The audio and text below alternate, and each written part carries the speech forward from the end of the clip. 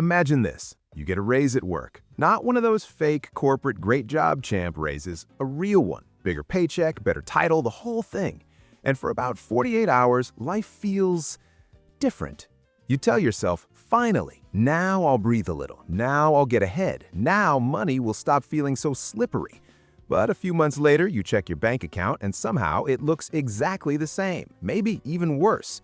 So what happened? Did inflation eat it? Did you mess up? Did life just get more expensive? Kind of, but the real answer is bigger than that.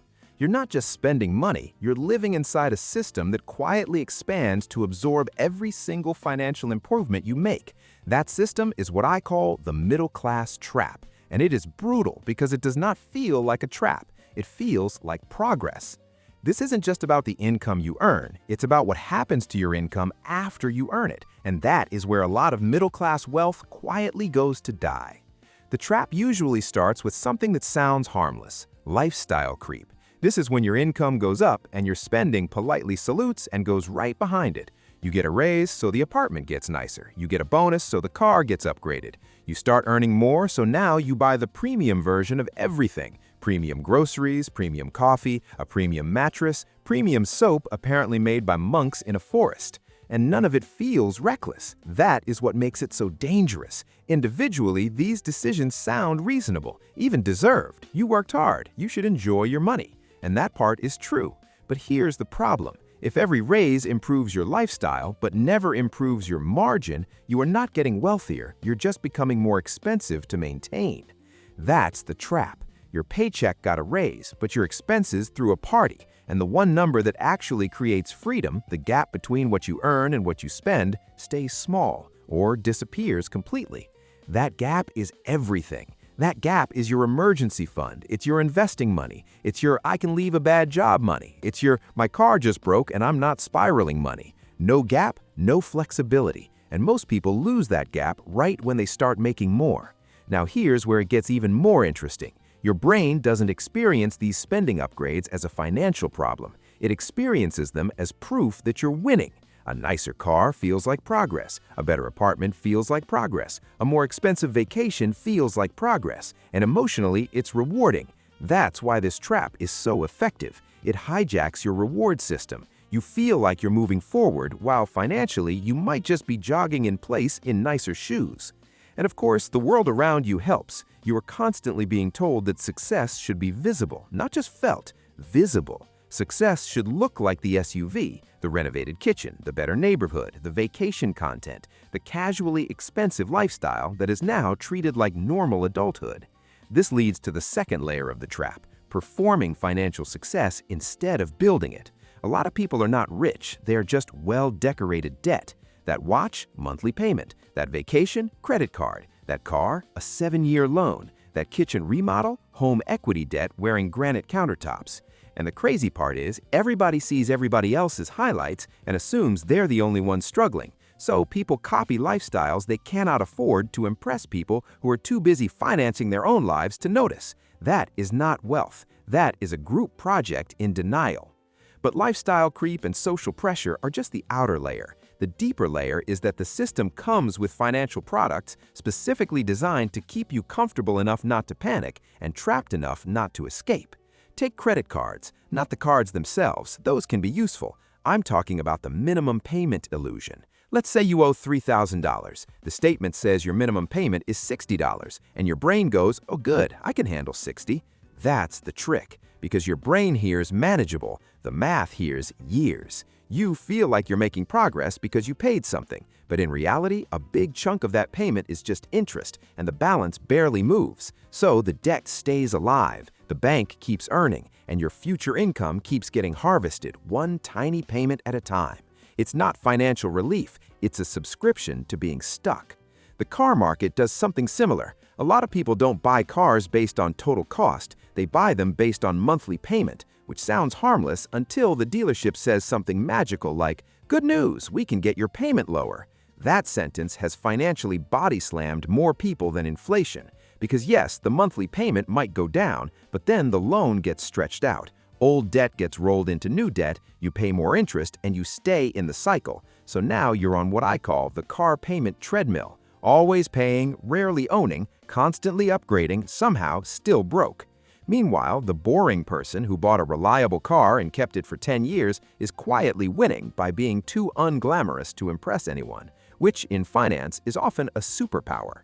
And then we get to the biggest middle-class flex that sometimes becomes the biggest middle-class prison, the house. A bank will often approve you for the maximum amount you can technically afford. That does not mean it's a smart amount. It just means their spreadsheet didn't burst into flames. Because once you actually live in the house, reality shows up. Property taxes, insurance, maintenance, repairs, the mysterious household expenses that appear the second you own anything with a roof. So people buy at the edge of their budget, then spend years trapped by the thing they thought would make them feel secure. A beautiful home can absolutely be a blessing, but if it eats all your margin, it stops being a home and starts acting like a hostage situation with a lawn. And here's the part almost nobody talks about enough. When financial pressure builds, people often respond by spending more, not less, because money stress is emotional stress. You've had a bad day, you feel behind, so your brain goes looking for relief, and spending works, temporarily. A package arrives, you get a little dopamine hit, you feel better for an hour. Then the charge posts, the guilt kicks in, the anxiety comes back worse. So now the thing you bought to escape stress becomes part of the stress, and your brain, being the chaotic little intern that it is, suggests the same solution again: buy something. This is how people end up using consumption to medicate the pain caused by consumption, which is a fantastic business model for everyone except the consumer. But even that is not the most expensive part of the trap. The most expensive part is what the trap delays: investing. This is where the middle-class trap goes from annoying to devastating. Because when people feel stretched, the first thing they postpone is usually the future. Retirement contributions, index funds, emergency savings, anything that doesn't scream for attention right now. And that feels logical in the moment. You tell yourself, I'll start when I make more. I'll invest once things settle down. I'll do it next year. But the market doesn't care when things feel convenient. Time is the whole game. Starting at 25 versus 40 is not a small difference. It is a life-shaping difference, because compound growth doesn't just reward effort, it rewards early effort. So the real cost of lifestyle creep is not just that you spent an extra $400 a month, it is that the $400 never got the chance to become something much bigger. That is the hidden theft. The trap doesn't just take your money now, it takes the future your money could have built. So how do you actually escape it? Not with some stop buying coffee and become a millionaire Thursday nonsense. You escape it by building margin on purpose and defending it like your future depends on it, because it does. Here are the 5 moves. First, freeze your lifestyle every time your income rises. Not forever, just temporarily. When you get a raise, do not immediately upgrade your life. Freeze for 60 to 90 days. Let the money hit your account. See the difference. Create breathing room first. That pause is powerful because it breaks the automatic link between I earn more and I spend more. Second, automate the gap. Do not trust motivation. Motivation is a flaky employee. Set up automatic transfers so part of every raise goes straight into investing, savings, or debt payoff. Before you touch it, before you rationalize it, before your brain decides you suddenly need a couch that looks like it belongs to a billionaire's dentist office. Third, kill invisible leaks. Subscriptions, delivery fees, premium upgrades, convenience spending, these feel small because they arrive in tiny pieces, but tiny recurring costs are where budgets go to get quietly murdered.